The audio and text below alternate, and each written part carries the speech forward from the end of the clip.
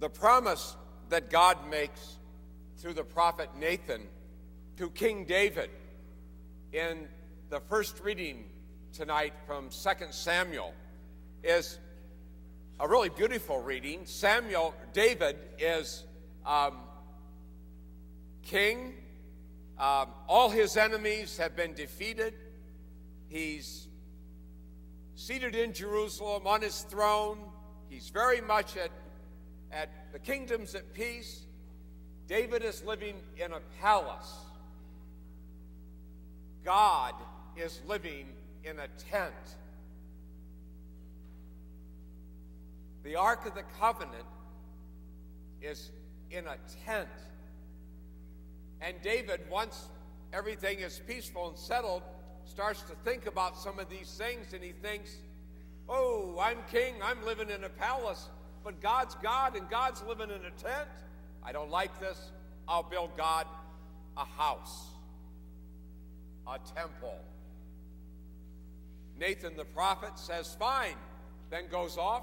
God says to Nathan, excuse me, you got it wrong, go back. Goes back to David and he says, you are not to build God a house. Or God said no. Solomon, his son, will build the temple.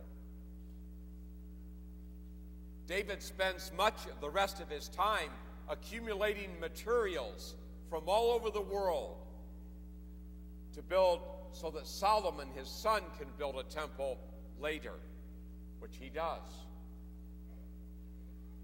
But the more significant thing that happens in that reading is God tells David that his house, the house of David, will live forever. That one of his sons will always sit upon the throne of the kingdom. It doesn't happen. What happens?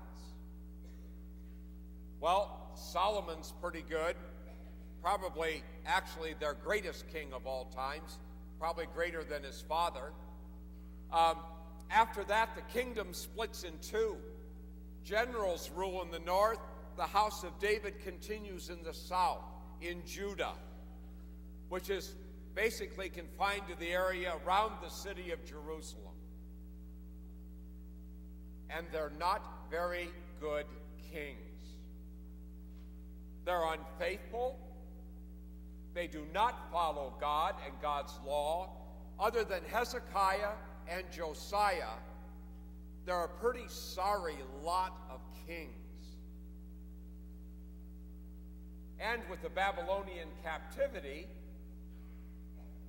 the line ends.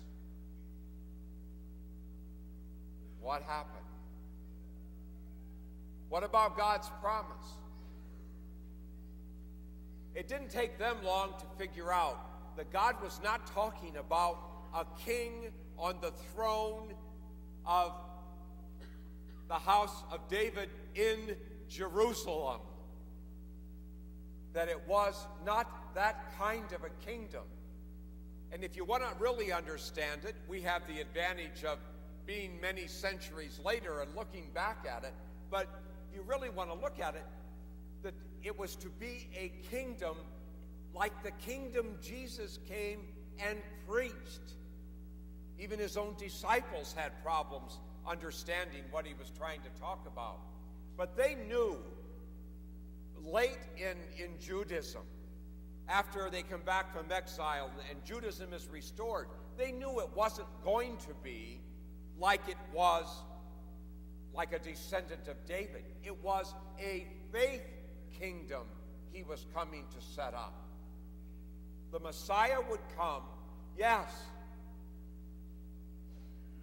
but it was the kingdom of God that he was reestablishing, not the kingdom of a particular king or a particular lineage.